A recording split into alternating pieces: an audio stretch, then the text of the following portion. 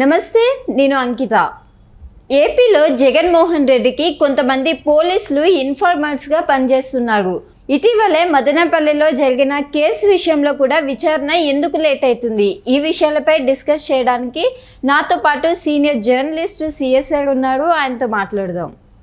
Hi sir. Hello sir, ఇప్పుడు social మీడియాలో వస్తున్న టాపిక్ ఏంటి అంటే, ఏపీలో చూసుకుంటే కొంతమంది పోలీసులు జగన్మోహన్ రెడ్డికి ఇన్ఫార్మర్స్గా పనిచేస్తున్నారని తెలుస్తుంది. సో దీని కారణంగానే మదనేపల్లిలో జరిగిన ఏదైతే కేసు ఉందో దాని విచారణ కూడా లేట్ అవుతుంది అనేసి అంటున్నారు. నిజంగా పోలీసుల సపోర్ట్ జగన్మోహన్ రెడ్డికి ఉందంటారా? సో ఒకవేళ పోలీసుల సపోర్ట్ లేకపోతే, కొంతమంది పోలీసులు ఇన్ఫార్మర్స్గా కనుక వ్యవహరించకపోతే మదనపల్లి సంఘటనకు సంబంధించి ఇప్పటికే ఒక కొలిక్కి వచ్చిండేది విచారణ. ఇప్పటి వరకు దాంట్లో నిందితులు ఎవరైతే ఉన్నారో వాళ్ళని అదుపులోకి ఒకళ్ళిద్దరిని తీసుకున్నారు తప్పితే మిగతా వాళ్ళు పోలీసులు వస్తున్నారని చెప్పేసి పారిపోతున్నారు.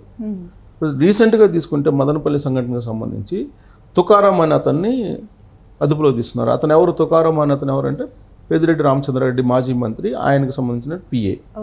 సో తుకారాం దగ్గర నుంచి కొంత ఇన్ఫర్మేషన్ అయితే తీసుకున్నారు. కానీ శశిధర్ అనే అతను ఇంపార్టెంట్ పర్సన్, పెద్దిరెడ్డి రామచంద్రారెడ్డికి ఒక బెనామీలాగా ఉన్నారు అని చెప్పి అతను హైదరాబాద్లో ఉన్నారు.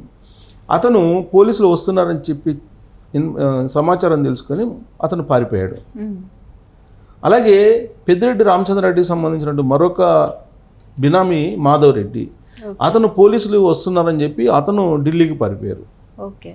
అసలు ఈ శశిధర్ అనే అతను అసలు దేశం విడిచి వెళ్ళిపోయారు అని చెప్పి కూడా అంటున్నారు. సరే, అతను ఎక్కడున్నాడో కూడా తెలియదు. అంటే ఇప్పుడు వాళ్ళు విచారణ ప్రారంభించగానే ఎవరు ఎటువైపు నుంచి వస్తున్నారు విచారణకి అనేది ముందుగానే ఈ నిందితులకు తెలిసిపోతుంది, అనుమానితులకు తెలిసిపోతుంది. తెలిసిపోయి వాళ్ళు ఏం చేస్తున్నారు, వాళ్ళు దేశం విడిచి వెళ్ళిపోయేటువంటి ప్రయత్నం, అలాగే ఉన్నటువంటి ప్లేస్ నుంచి ఇంకో చోట పోయేటువంటి ప్రయత్నం చేస్తున్నారు. ఈ క్రమంలో మదనపల్లి సంఘటన జరిగి రెండో వారం కానీ ఇప్పటి వరకు కూడా దానికి సంబంధించినటువంటి అరెస్టులు కానీ దానికి సంబంధించినటువంటి కేసు విచారణ కానీ వేగవంతంగా కాలేదు. వాస్తవంగా ఆ ఇన్సిడెంట్కి సంబంధించి 3-4 రోజుల్లో క్లోజ్ చేయొచ్చు.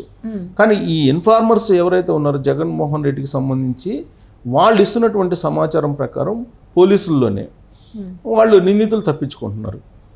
దాని కారణంగానే ఇప్పుడు దానికి ఆలస్యం అవుతుంది. ప్లస్ ఇన్వెస్టిగేషన్ కూడా సరిగ్గా జరుగుతుందా లేదా అనేది అర్థం కానటువంటి పరిస్థితి. వాస్తవంగా మాజీ ఎమ్మెల్యేకి సంబంధించి హైదరాబాద్లో ఆంధ్రప్రదేశ్ పోలీసులు వచ్చి వాళ్ళ ఇళ్లలో సోదాలు చేయడం జరిగింది. అలాగే శశిధర్కి సంబంధించినటువంటి వాళ్ళ ఇళ్లలో కానీ వాటిల్లో విచారణ చేయడం జరిగింది. ఆ సందర్భంగా దాదాపు 2 బస్తాల ఫైల్స్ అంటే డాక్యుమెంట్స్ బినామీ ఈ భూములకు సంబంధించినటువంటి పెద్ద కుంభకోణం అక్కడ జరిగింది అనేది ప్రధానమైన ఆరోపణ.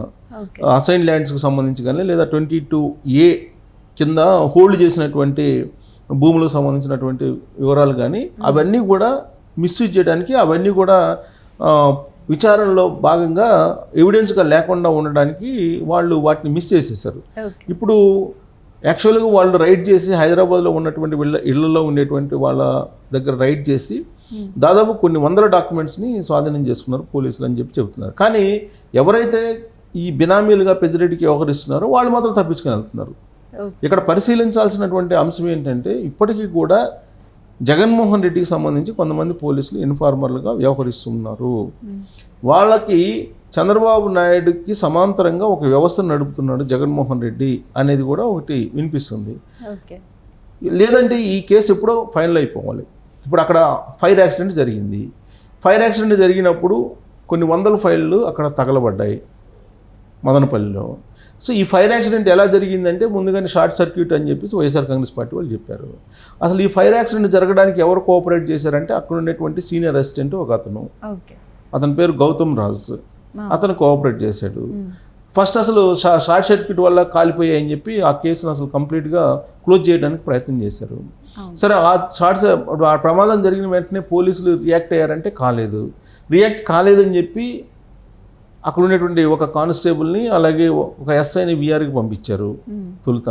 ఆ తర్వాత ఇప్పటికీ కూడా ఆర్డీఓ, అక్కడ ఉండేటువంటి మాజీ ఆర్డీఓ కానీ ఇప్పుడు ఉన్నటువంటి ఆర్డీఓ కానీ లేదా తహసీల్దార్లు కానీ వాళ్ళ ప్రమేయం ఉంది అనేది ఒకటి. ప్లస్ వాళ్ళ ప్రమేయం లేకపోతే ఇదంతా జరగదు అనేది కూడా ఒకటి వినిపిస్తుంది. వాళ్ళని సస్పెండ్ చేయాలనేది కూడా ఈ మధ్యకాలంలో సిసోడియా ఇచ్చినటువంటి రిపోర్టు, ఆయన CCLA స్పెషల్ చీఫ్ సెక్రటరీ. ఆయన ఇచ్చినటువంటి నివేదిక అక్కడ 2 రోజులు ఉండి పరిశీలించిన తర్వాత గవర్నమెంట్కి ఒక నివేదిక ఇచ్చాడు. నివేదిక ఇచ్చిన తర్వాత ఏం చేశారు, ఆ నివేదిక ప్రకారం అక్కడ ఉండేటువంటి మాజీ ఆర్డీఓ లేదా మాజీ తహసీల్దార్లు వాళ్ళని సస్పెండ్ చేయాలి. ఇంతవరకు యాక్షన్ తీసుకోలేదు. అక్కడ ఉండేటువంటి కలెక్టర్ కూడా దీనికి రెస్పాన్సిబిలిటీ అని చెప్పి సిసోడియా నివేదికలో పొందుపరిచాడు.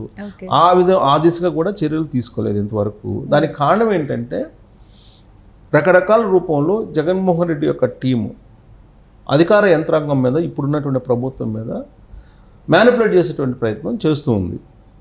సో అక్కడ రెవెన్యూ శాఖలో కానీ పోలీస్ శాఖలో కానీ క్షేత్రస్థాయిలో ఇప్పటికీ కూడా ఎవరున్నారని అంటే జగన్మోహన్ రెడ్డికి సంబంధించి వీరభక్తులు ఉన్నారు. ఆ రోజున ఎలక్షన్కు ముందు ఆ రోజున ఉన్నట్టు సిఎస్ జవహర్ రెడ్డి ఏమో రెవెన్యూ శాఖకు సంబంధించినటువంటి మొత్తాన్ని అపాయింట్ చేశాడు. ఎవరెవరిని ఎక్కడ ఉంచాలి, జగన్మోహన్ రెడ్డికి వీరభక్తులుగా ఎవరున్నారు, జగన్మోహన్ రెడ్డికి చెప్పినట్టు లేదంటే జగన్మోహన్ రెడ్డి టీం చెప్పినట్టు లేదంటే వైఎస్ఆర్ కాంగ్రెస్ పార్టీ లీడర్లు చెప్పినట్టు ఎవరు వింటారు అనేది ఐడెంటిఫై చేసి వాళ్ళని మండల స్థాయి నుంచి జిల్లా స్థాయి వరకు నియమించుకున్నారు. పోలీస్ డిపార్ట్మెంట్కి వచ్చేసి ఆ రోజు ఉన్నటువంటి డీజీపీ ఉన్నటువంటి రాజేంద్రనాథ్ రెడ్డి దాదాపుగా ఒక 6 నెలల పాటు ఆయన రాష్ట్ర టూర్స్ పెట్టుకొని ఆర్ఎండ్బి బంగ్లాల్లో తిష్టి వేసి ఎవరెవరిని ఎస్ఐలుగా నియమించాలి, ఎవరెవరిని సిఐలుగా నియమించాలి, ఎవరిని డిఎస్పీలుగా నియమించాలి, ఎవరిని ఎస్పీలుగా నియమించాలి అనే దాని మీద ఒక పద్మ వ్యూహాన్ని రచించేశారు. ఎలాగైనా సరే గెలవాలి, వైఎస్ఆర్ కాంగ్రెస్ పార్టీని గెలిపించాలి అని చెప్పి. సో ఇన్ని చేసినా కానీ చివరికి 2024 ఎన్నికల్లో జగన్మోహన్ రెడ్డిని ప్రజలు చేత్కరించుకున్నారు. ఒక రకంగా చెప్పాలంటే ఓడించారు. దారుణమైన ఓటమిని చవి చేశారు. 11 మంది ఎమ్మెల్యేలతోటి పరిమితమయ్యాడు ఆయన. అయినప్పటికీ కూడా ఈ గ్రౌండ్ లెవెల్లో ఎవరైతే పోలీస్ డిపార్ట్మెంట్ని ఆ రోజున డీజీపీగా ఉన్నటువంటి రాజేంద్రనాథ్ రెడ్డి నియమించారో వాళ్ళే ఉన్నారు ఇప్పటికీ కూడా. అలాగే ఆ రోజున చీఫ్ సెక్రటరీగా ఉన్నటువంటి జవహర్ రెడ్డి ఎవరినైతే నియమించారో వాళ్ళే ఇప్పటికి కూడా కొనసాగుతూ ఉన్నారు రెవెన్యూ డిపార్ట్మెంట్లో. సార్ ఇక్కడ చూస్తే అంటే ఇప్పుడు జగన్మోహన్ రెడ్డి చూస్తే ప్రతిపక్ష హోదా కూడా లేదు ఆయనకి, అంత మెజారిటీతో కూడా గెలవలేదు. ఆయన కూడా ఎందుకు పోలీసుల నుంచి ఆయనకి సపోర్ట్ ఉంది అంటారు, ఆయనకి ఇన్ఫర్మేషన్స్గా ఎందుకు పనిచేస్తున్నారు? ఇప్పుడు కనుక ఒకవేళ వాళ్ళకి ఇన్ఫార్మర్స్గా పనిచేయకుండా జగన్మోహన్ రెడ్డికి సంబంధించినటువంటి కేసులు కనుక బయటకు వచ్చేలాగా సహకరిస్తే ఈ అధికారులు కూడా ఇరుక్కునే అవకాశం ఉంది. ఓకే. సో కాబట్టి ఇప్పుడు ఆల్రెడీ శ్వేతపత్రాలు రిలీజ్ చేస్తున్నారు. ఎక్కడెక్కడ అవినీతి జరిగింది, ఎక్కడెక్కడ అక్రమాలు జరిగినాయి అనేది బయటకు తీస్తున్నారు. ఎస్పెషల్లీ పెద్దిరెడ్డి రామచంద్రారెడ్డి మాజీ మంత్రి, ఆయన తమ్మలపల్లిలో కానీ లేదంటే మదనపల్లిలో కానీ తిరుపతిలో కానీ పీలేరులో కానీ చేసినటువంటి భూ ఆక్రమణలు భూదందాలు అనేకం ఉన్నాయి. వాటికి సంబంధించి నేరుగా పెద్దిరెడ్డి రామచంద్రారెడ్డిని అయితే చర్యలు తీసుకోలేరు కదా. ఎవరెవరైతే అధికారులు సహకరించారో వాళ్ళ మీద చర్యలు తీసుకోవాలి ఫస్ట్. సో ఈ కేసు కనుక ఫైనల్ అయితే ముందు శిక్షింపబడేది ఎవరు? అధికారులు, ఆర్డీఓను, ఎంఆర్ఓను, లేకపోతే కలెక్టరు, లేదంటే అక్కడ దందాలు చేయడానికి సహకరించినటువంటి ఎస్ఐఓ, సిఐఓ, లేకపోతే డిఎస్పీనో ఎవరొకరు బలి అవుతారు ఫస్ట్. ఆ తర్వాత వాళ్ళు ఇచ్చే వాంగ్మూలం ప్రకారం పెద్దిరెడ్డి రామచంద్రారెడ్డి తర్వాత ఎవరు వాళ్ళు వాంగ్మూలంలో చెప్తే వాళ్ళ మీద చర్యలు తీసుకుంటారు. కాబట్టి ఎందుకు జగన్మోహన్ రెడ్డిని తిరస్కరించినప్పటికీ ప్రజలు అధికారులు కొంతమంది వీరభక్తులుగా వ్యవహరిస్తున్నారు. ఇప్పటికి కూడా ఇన్ఫార్మల్గా వ్యవహరిస్తున్నారు పోలీస్ డిపార్ట్మెంట్లో కానీ లేదా రెవెన్యూ డిపార్ట్మెంట్లో కానీ అంటే ఈ కేసులు ఫైనల్ అయితే ఇమీడియట్గా ఎఫెక్ట్ పడేది ఎవరంటే శాఖాపరమైన చర్యలు తీసుకుంటే ఆ యంత్రాంగం మీద ఎఫెక్ట్ పడుతుంది. సో కాబట్టి క్రిమినల్ కేసులు ఎదుర్కోవాల్సి వస్తుంది. కాబట్టి ఈ కేసులను వీలున్నంత వరకు ఎక్కడికక్కడ తొక్కి పెట్టాలి అనేటువంటి ప్రయత్నం జగన్మోహన్ రెడ్డి ఇన్ఫార్మర్లో వ్యవహరిస్తున్నారు. పైగా ఈ ప్రభుత్వం వచ్చిన తర్వాత జగన్మోహన్ రెడ్డి ప్రభుత్వం పోయి చంద్రబాబు నాయుడు వచ్చిన తర్వాత క్షేత్రస్థాయిలో ఇప్పటి వరకు బదిలీలు జరగల. వాళ్ళే ఉన్నారు. ఆ రోజున జగన్మోహన్ రెడ్డి ఏర్పాటు చేస్తున్నటువంటి అధికార యంత్రాంగం ఇప్పుడు కూడా క్షేత్రస్థాయిలో ఉంది. కాబట్టి వాళ్ళకి అనువైనటువంటి పరిస్థితులు కూడా ఉన్నాయి. ఇన్ఫార్మర్లుగా వ్యవహరిస్తూ ఈ కేసులను తప్పుదోవ పట్టించేటువంటి ప్రయత్నం చేస్తూ ఉన్నారు. ఒక సమాంతర వ్యవస్థని ప్రభుత్వానికి వ్యతిరేకంగా నడుపుతూ ఉన్నాడు జగన్మోహన్ రెడ్డి. దాని కారణంగానే మదనపల్లి ఇన్సిడెంటు దర్యాప్తులో స్లో అవుతుంది, దర్యాప్తు వేగంగా జరగట్లేదు. దాని కారణంగానే ఈ పారిపోయినటువంటి వాళ్ళు కానీ వీళ్ళందరూ ఉన్నారు.